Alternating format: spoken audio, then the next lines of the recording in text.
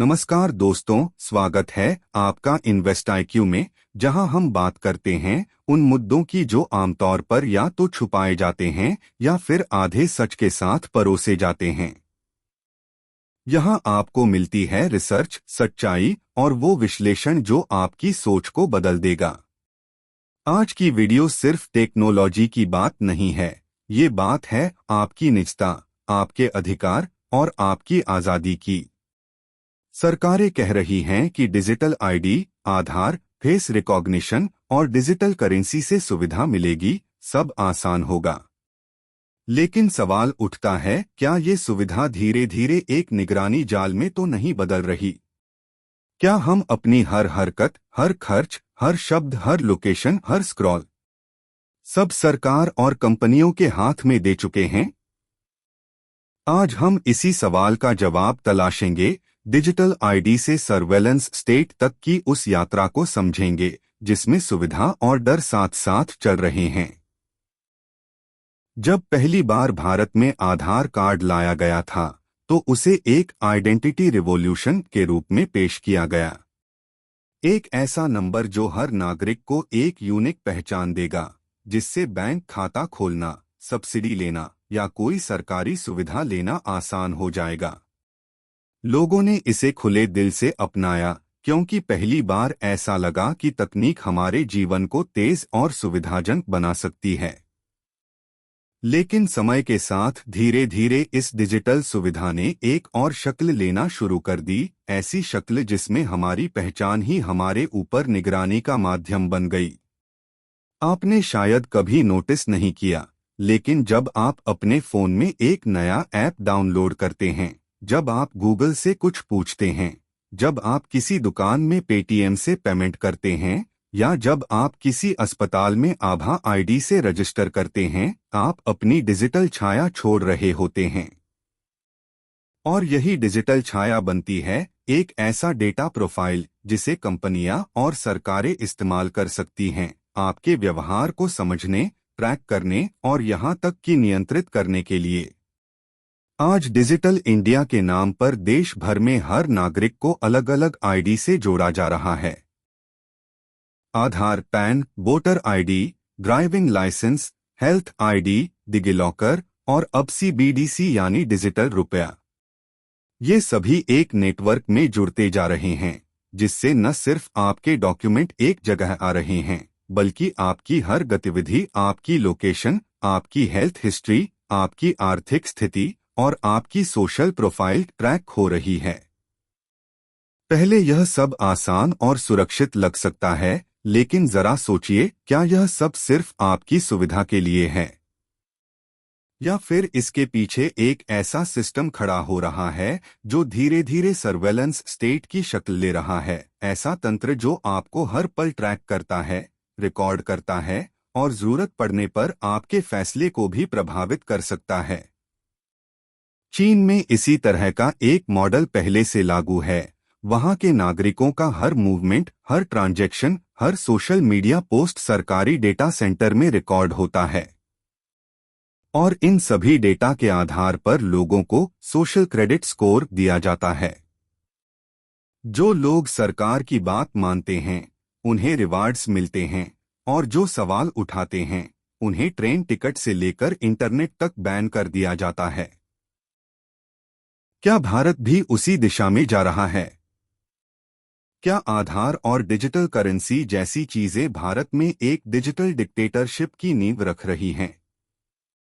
या फिर यह सब सिर्फ एक कॉन्स्पिरेसी थ्योरी है?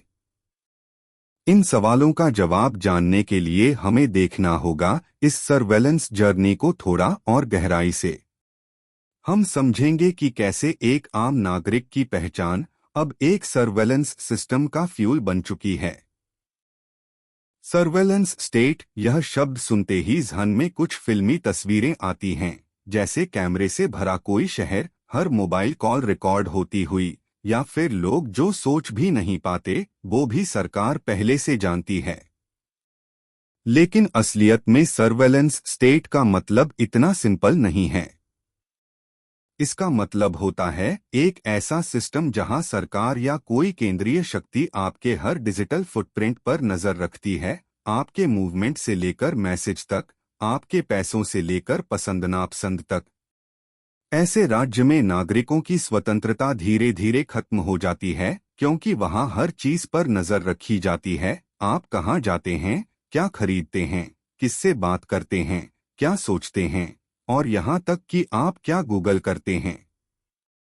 सर्वेलेंस का ये जाल जितना डिजिटल है, उतना ही अदृश्य भी। आपको पता भी नहीं चलता, लेकिन आप हर सेकंड मॉनिटर किए जा रहे होते हैं। अब इसे समझने के लिए हमें उन देशों की तरफ देखना होगा जो पहले से ही सर्वेलेंस स्टेट में तब्दील हो चुके हैं। चीन इसका सबसे बड़ा उदाहरण है।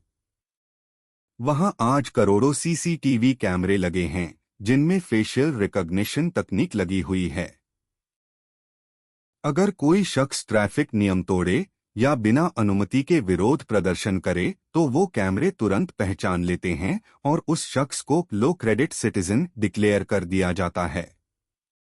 उसका बैंक खाता फ्रीज किया जा सकता है, उसे ट्रेन या फ्लाइट की टिकट नहीं मिलेगी और उसका चेहरा सार्वजनिक लेड स्क्रीन पर दिखा दिया जाएगा, बैड सिटीजन के टैग के साथ। दूसरा उदाहरण अमेरिका है, जो दुनिया का सबसे बड़ा लोकतंत्र माना जाता है। लेकिन 9/11 के बाद वहां पैट्रियट एक्ट लागू किया गया, जिसके तहत एनएसए, नेशनल सिक्योरिटी एजेंसी, को यह अधिकार दिया गया कि वह आम नागरिकों की कॉल, ईमेल, सोशल मीडिया और लोकेशन को रिकॉर्ड कर सके, वो भी बिना किसी न्यायिक आदेश के। एडवर्ड स्नोडन नाम के एक विसल ब्लोअर ने इस बात का खुलासा किया कि किस तरह अमेरिका की सरकार अपने ही नागरिकों पर डिजिटल सर्वेलेंस चला रही है, और यहां तक कि दुनिया भर के नेताओं को भी मॉनिटर कर रही थी। यानी सर्वेलेंस सिर्फ तानाशाही वाली व्यवस्था में ही नहीं, बल्कि लोकतांत्रिक देशों में भी धीरे धीरे गहराता जा रहा है। और यह सब सुरक्षा, सुविधा और डिजिटल सुविधा के नाम पर किया जा रहा है। अब अगर हम भारत की बात करें, तो सवाल यह है कि क्या हम भी उसी रास्ते पर बढ़ रहे हैं? क्या आधार, डिजिलॉकर, ई-रूपी, आभा आईडी और डिजिटल करेंसी ये सब मिलकर एक ऐसा जाल बना रहे हैं जिसमें नागरिक खुद फंसता जा रहा है? या फिर यह बदलाव जरूरी हैं ताकि सरकार योजनाएं जल्दी और पारदर्शी तरीके से लागू कर सके? यहीं से शुरू होती है असली बहस, और हम इस बहस को गहराई से समझेंगे अगले हिस्सों में। जब भारत में आधार को 2009 में शुरू किया गया, तो उसे स्वैच्छिक पहचान कहा गया। मतलब कोई जबरदस्ती नहीं थी, आप चाहें तो लें, न चाहें तो न लें। लेकिन समय के साथ यह पहचान धीरे धीरे जरूरत में बदलती चली गई। बैंक खाता खोलना हो, सरकारी सब्सिडी चाहिए हो, मोबाइल सिम लेना हो, या अब तो बच्चे का स्कूल एडमिशन तक आधार कार्ड अनिवार्य बना दिया गया। और इसी के साथ शुरू हुई भारत में एक ऐसे सर्वेलेंस सिस्टम की नींव जो बिना किसी चर्चा या बहस के चुपचाप खड़ी हो रही है। हमने कभी ध्यान नहीं दिया कि जब आधार को पैन कार्ड से जोड़ा गया, तो उसका क्या मतलब था। जब आधार को बैंक अकाउंट से लिंक किया गया, तब किस हद तक सरकार को आम नागरिक के आर्थिक डेटा तक पहुंच मिल गई। और जब मोबाइल नंबर और आधार लिंक हुए, तब हर कॉल, मैसेज और इंटरनेट यूसेज सबका संबंध आपकी यूनिक आईडी से बन गया। अब हर सेवा, हर ट्रांजैक्शन, हर लोकेशन इनडायरेक्टली एक सेंट्रल आइडेंटिटी से जुड़ गई है। और अब सरकार one nation, one digital ID की ओर बढ़ रही है। इसमें आभा आईडी यानी हेल्थ आईडी, डिजिलॉकर, ई-रूपी और डिजिटल करेंसी, सबका एक यूनिफाइड इकोसिस्टम बनाया जा रहा है। सोचिए, जब आपके मेडिकल रिकॉर्ड, आपकी खरीदारी की आदतें, आपकी यात्रा, आपकी शिक्षा और आपकी वित्तीय स्थिति सब एक ही डेटाबेस में मौजूद हों, तो सरकार या कोई एजेंसी आपको कितनी गहराई से पढ़ सकती है। इस सिस्टम का अगला कदम है फेशियल रिकॉग्निशन और बायोमेट्रिक ऑथेंटिकेशन का विस्तार।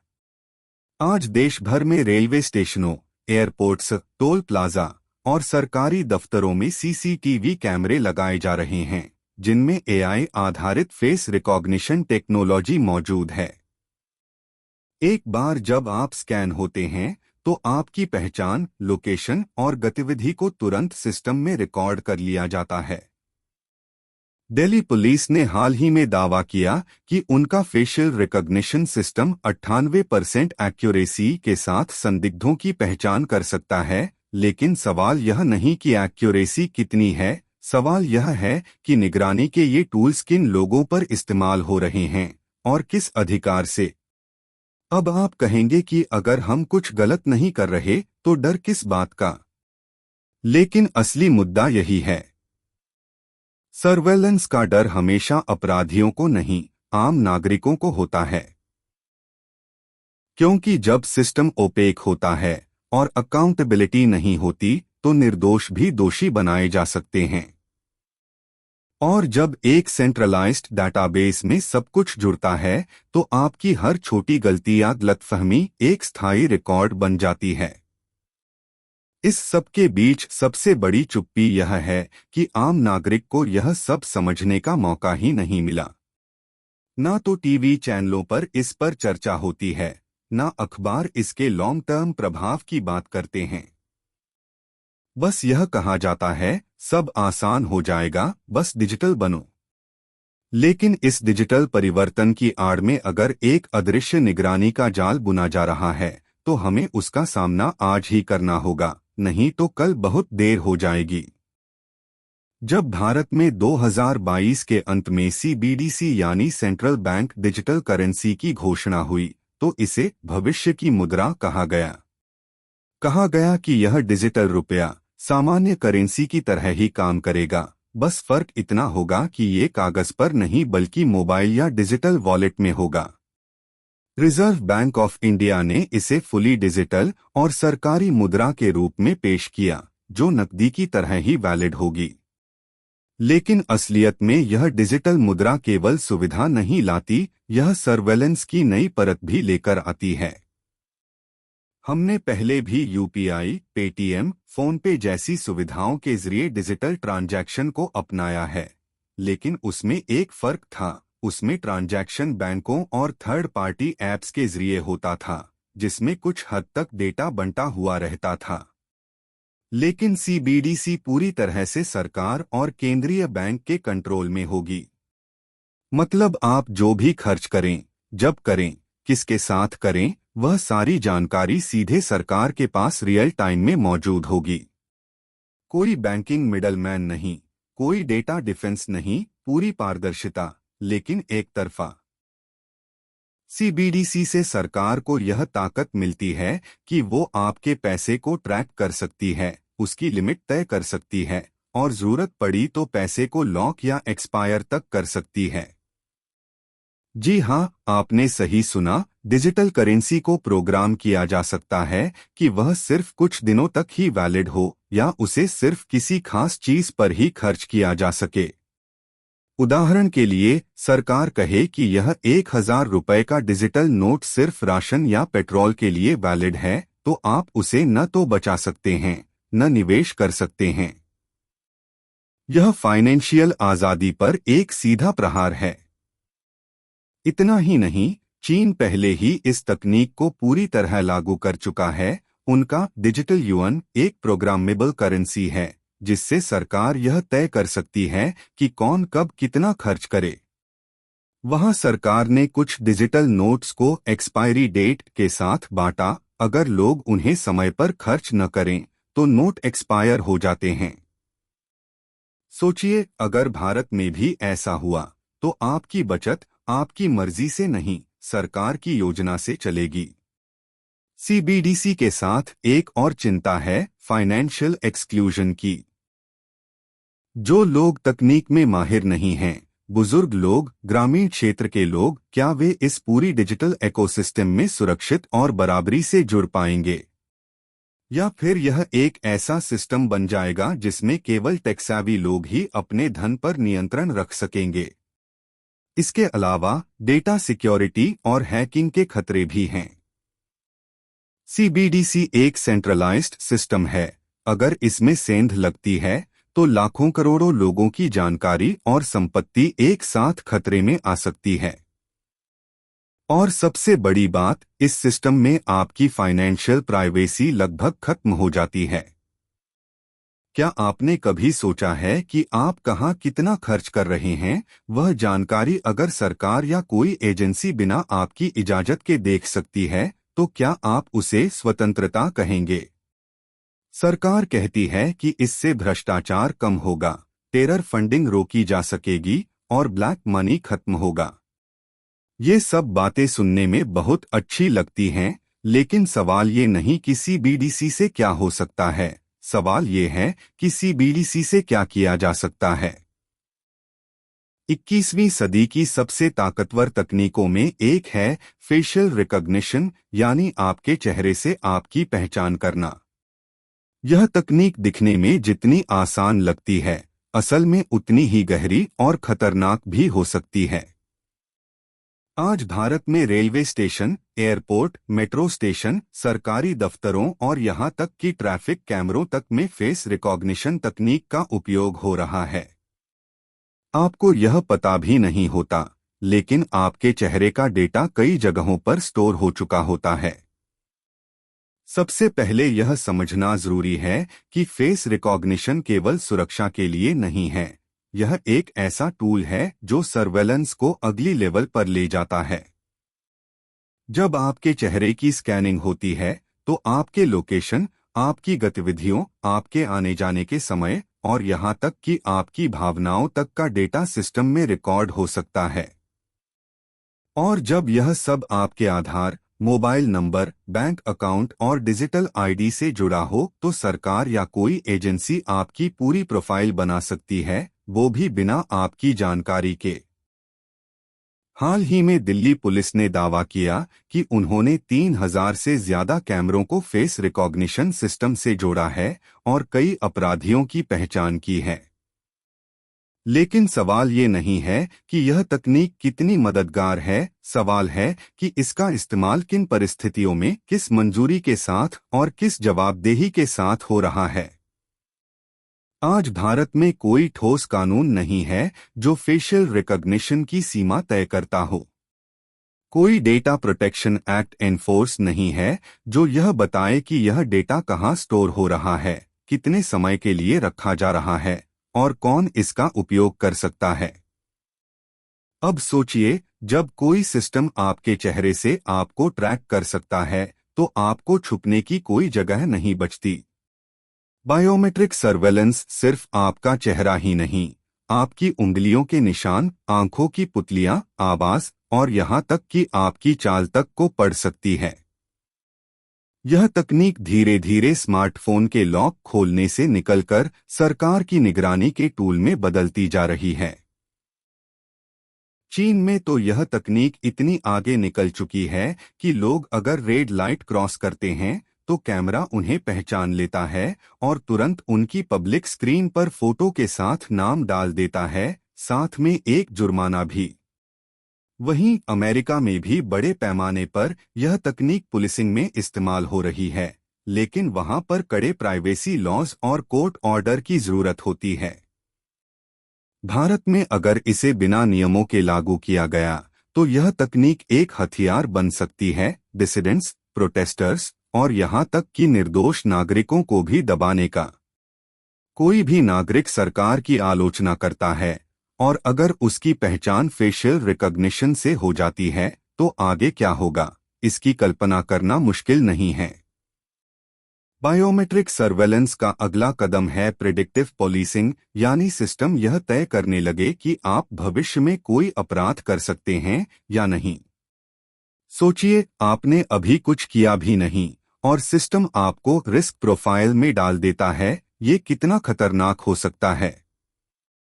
जब चेहरे से पहचान पासवर्ड बन जाए, तो उसकी सुरक्षा सबसे जरूरी हो जाती है। लेकिन जब वही पासवर्ड हर जगह ऑटोमेटिकली स्कैन हो रहा हो तो उसकी सुरक्षा लगभग असंभव हो जाती है। सर्वेलेंस और सुरक्षा के बीच की यह रेखा बहुत पतली है और अगर यह रेखा मिट गई तो भविष्य में नागरिकों के अधिकार और आज़ादी सबसे बड़ा नुकसान झेलेंगे। आज अगर हम सर्वेलेंस की सबसे खौफनाक मिसाल देखना चाहें तो हमें सीधे देखना होगा चीन की तरफ। वहां लागू है एक ऐसा सिस्टम जिसे कहते हैं सोशल क्रेडिट सिस्टम। यह तकनीक और शासन के मेल से बना एक ऐसा सिस्टम है जहां सरकार यह तय करती है कि आप अच्छे नागरिक हैं या खराब आपके व्यवहार के आधार पर। और इस निर्णय का सीधा असर पड़ता है आपकी जिंदगी के हर हिस्से पर, चाहे वो ट्रेवल हो, नौकरी, बैंक लोन, स्कूल एडमिशन या समाज में आपकी इज्जत। इस सिस्टम में नागरिकों को पॉइंट्स दिए जाते हैं, जैसे आप समय पर लोन चुकाते हैं, ट्रैफिक नियम मानते हैं, सरकार की तारीफ करते हैं, तो आपका स्कोर बढ़ता है।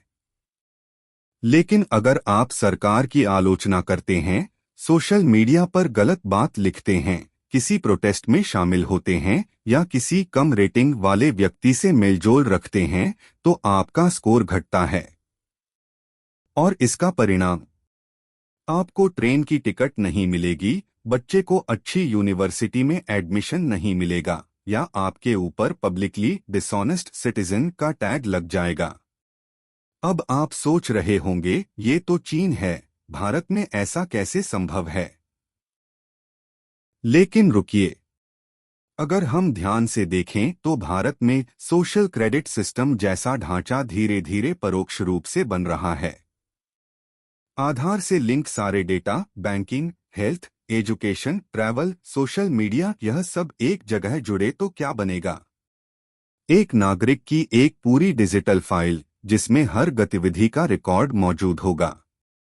अब जरा सोचिए, अगर सरकार इस डेटा को स्कोरिंग में तब्दील कर दे, कहे कि इस व्यक्ति ने 3 बार ट्रैफिक नियम तोड़ा है, यह समय पर टैक्स नहीं देता, इसके सोशल मीडिया पोस्ट विरोधी विचार रखते हैं, तो क्या इस व्यक्ति को बैंक लोन देना चाहिए या फिर इस पर नजर रखनी चाहिए?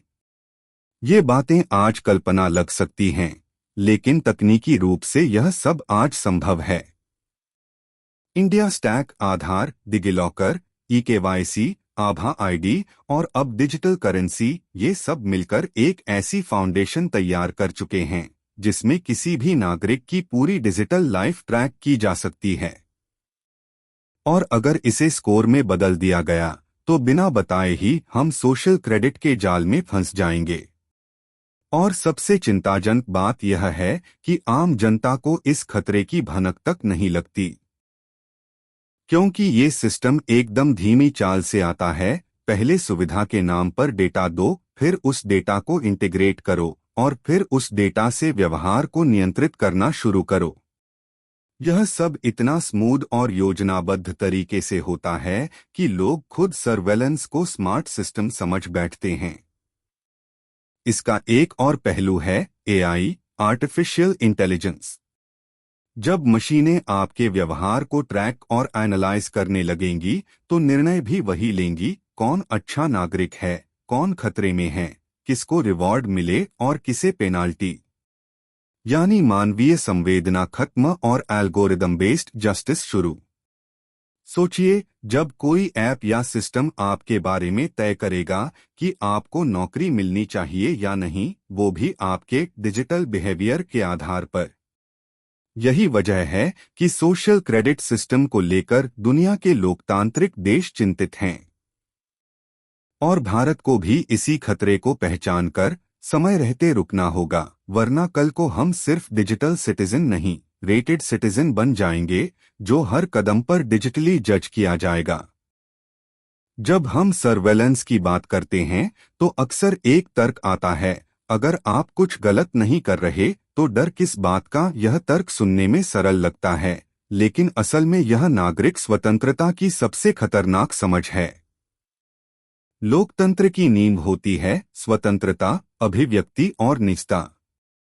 अगर इन तीनों स्तंभों को धीरे धीरे निगरानी के नाम पर कमजोर कर दिया जाए तो लोकतंत्र सिर्फ दिखावे का रह जाता है, असल में वह नियंत्रण आधारित समाज में बदल जाता है। भारत जैसे लोकतांत्रिक देश में हर नागरिक को अभिव्यक्ति की स्वतंत्रता मिली हुई है। लेकिन अगर सरकार हर एक नागरिक की हर गतिविधि पर नजर रखे, चाहे वो सोशल मीडिया पर क्या लिखता है, किससे मिलता है, किन विचारों को पसंद करता है, तो क्या वह सच में स्वतंत्र रह पाएगा? नहीं, क्योंकि जब व्यक्ति को पता हो कि उसे लगातार मॉनिटर किया जा रहा है, तो वह खुद ही अपनी आवाज धीमी कर देता है। इसे कहते हैं चिलिंग इफेक्ट, जब सर्वेलेंस एक्सप्रेशन को मार देती है। अब सोचिए, अगर एक शिक्षक क्लासरूम में अपने विचार खुलकर नहीं रख सकता, एक पत्रकार खुलकर सवाल नहीं पूछ सकता, एक छात्र कैंपस में विरोध नहीं कर सकता, तो वह देश लोकतंत्र कैसे कहलाएगा? सर्वेलेंस का सबसे बड़ा खतरा यह नहीं कि सरकार आपको पकड़ लेगी, असली खतरा यह है कि आप खुद सेंसरशिप का शिकार हो जाएंगे। आप खुद को सेफ जोन में रखने लगेंगे, अपने विचारों को सीमित करने लगेंगे, ताकि कोई सिस्टम आपको देश विरोधी या अवांछनीय न समझ ले। यह स्थिति लोकतंत्र के मूल विचार के बिल्कुल खिलाफ है। और यही कारण है कि अमेरिका, यूरोप और अन्य लोकतांत्रिक देशों में सर्वेलेंस के खिलाफ सख्त डेटा सुरक्षा कानून हैं। वहां अगर कोई संस्था किसी नागरिक का डेटा बिना अनुमति के इस्तेमाल करती है, तो उस पर भारी जुर्माना लगता है। लेकिन भारत में अभी तक कोई मजबूत डेटा प्रोटेक्शन लॉ पूरी तरह लागू नहीं हुआ है। यह एक बहुत बड़ा खतरा है, खासकर जब नागरिकों का सारा डेटा सरकार के पास केंद्रित होता जा रहा है। और बात सिर्फ सरकार की नहीं है। सर्वेलेंस का एक बड़ा हिस्सा आज प्राइवेट कंपनियों के पास है। Facebook, Google, Amazon, Instagram, WhatsApp आदि।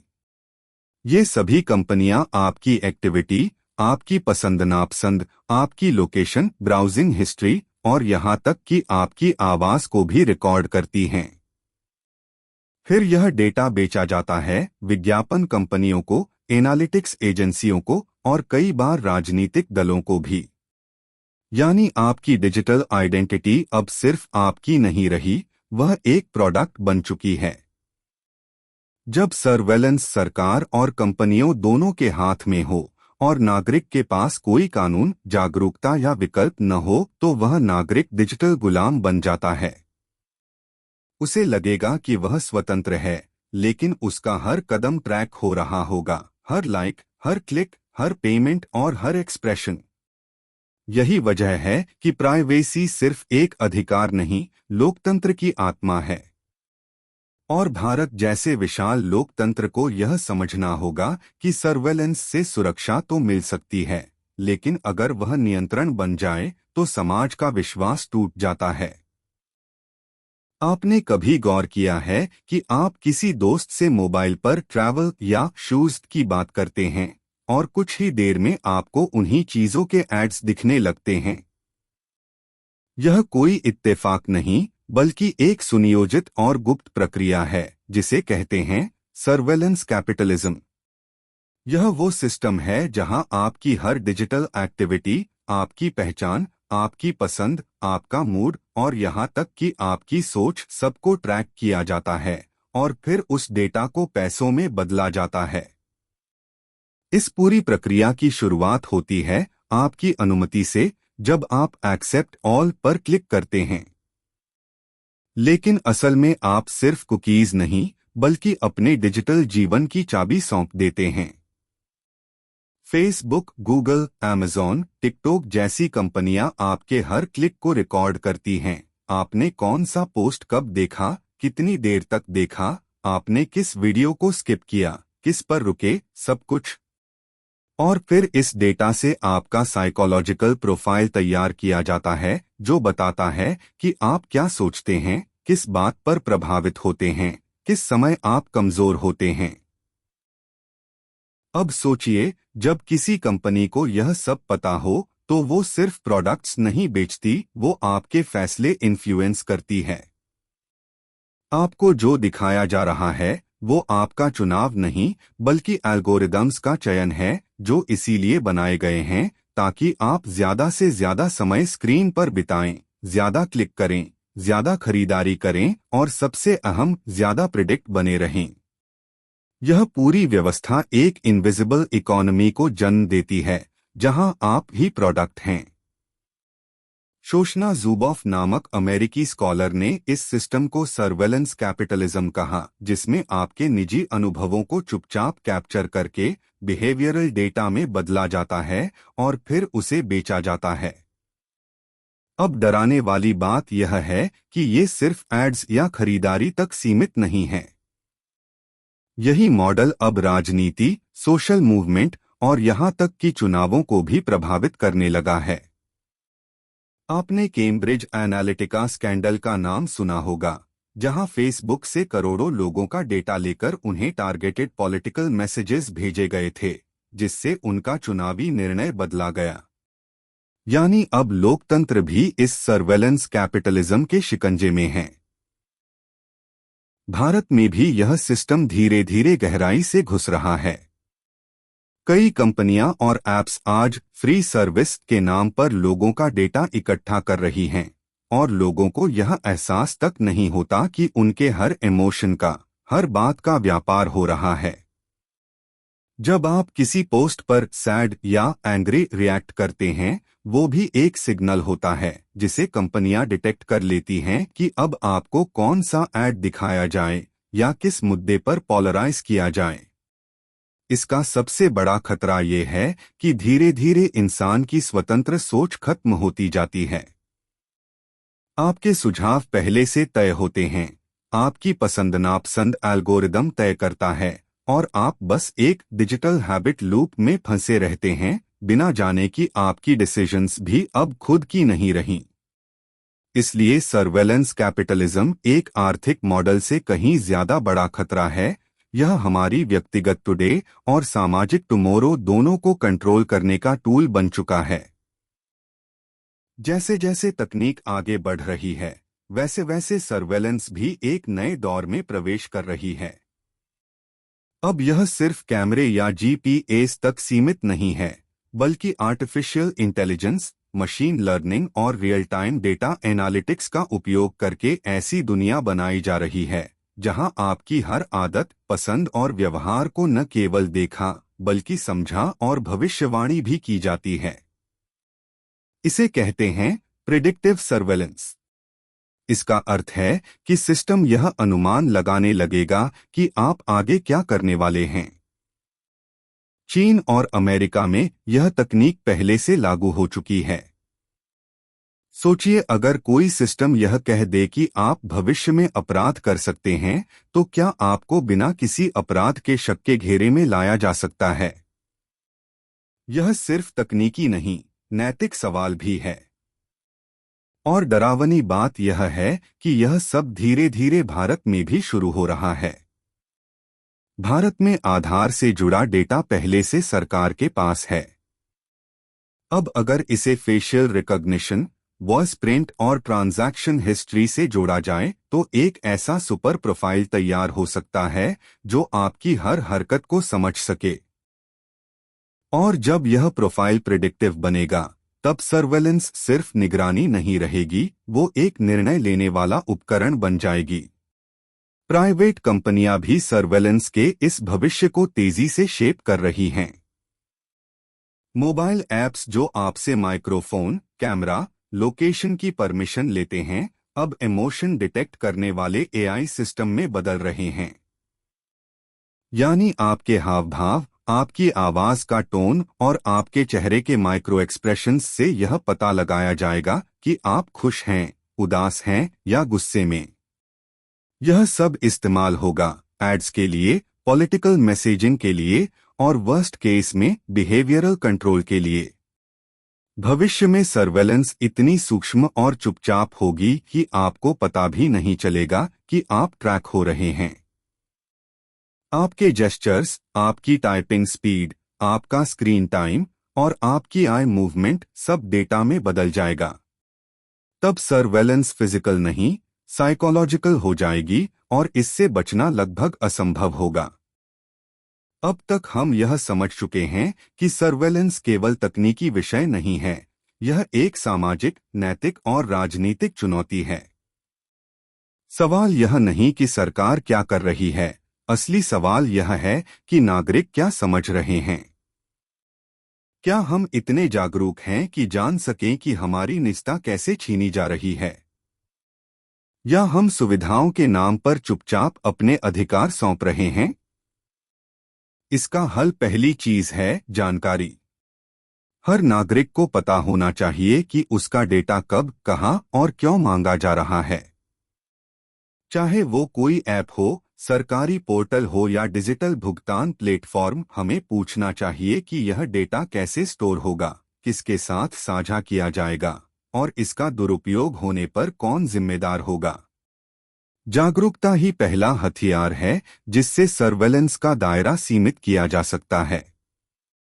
दूसरी चीज है मजबूत डेटा संरक्षण कानून, डेटा प्रोटेक्शन लॉ। भारत में पर्सनल डेटा प्रोटेक्शन बिल लंबे समय से चर्चा में है, लेकिन इसे लागू करने की रफ्तार धीमी है। जब तक देश में एक ऐसा कानून नहीं बनता जो सरकार और कंपनियों दोनों को जवाबदेह बनाता हो, तब तक नागरिक की निजता सुरक्षित नहीं हो सकती। यह कानून यह तय करे कि नागरिक की अनुमति के बिना कोई भी संस्था उसकी जानकारी का व्यापार या दुरुपयोग नहीं कर सकती। तीसरा और सबसे महत्वपूर्ण पहलू है नागरिकों की सक्रियता। सोशल मीडिया पर जागरूकता अभियान चलाना, गलत ऐप्स को अनइंस्टॉल करना, टर्म्स कंडीशंस पढ़ना और डिजिटल साधनों के उपयोग में सतर्कता बरतना, ये सब आम आदमी की ताकत हैं। एक जागरूक नागरिक 1000 कैमरों से ज्यादा ताकतवर होता है। और जब जनता एक स्वर में कहे मेरी निजता, मेरा अधिकार, तब सर्वेलेंस सिस्टम पीछे हटता है। इसके साथ साथ हमें यह भी समझना होगा कि टेक्नोलॉजी का विरोध नहीं किया जा रहा, बल्कि उसका नैतिक और न्यायसंगत उपयोग मांगा जा रहा है। Facial recognition, AI, data analysis, ये सब उपयोगी हो सकते हैं अगर इनका इस्तेमाल सीमाओं के भीतर हो और जनता की सहमति से हो। सरकारें अगर पारदर्शी हों और कंपनियां अगर एथिकल हों, तो सर्वेलेंस को रेगुलेशन के दायरे में लाया जा सकता है। आज दुनिया के कई देशों में प्राइवेसी को मौलिक अधिकार माना जा चुका है। भारत में भी सुप्रीम कोर्ट ने 2017 में प्राइवेसी को फंडामेंटल राइट घोषित किया था। लेकिन कागज पर अधिकार तब तक प्रभावी नहीं होते जब तक जनता उन्हें जानती और मांगती नहीं। इसलिए अगर हमें एक ऐसा डिजिटल भविष्य चाहिए जहां सुविधाएं भी हों और स्वतंत्रता भी, तो हमें आज ही खड़ा होना होगा, सवाल पूछना होगा और अपने डिजिटल अधिकारों को लेकर सजग रहना होगा।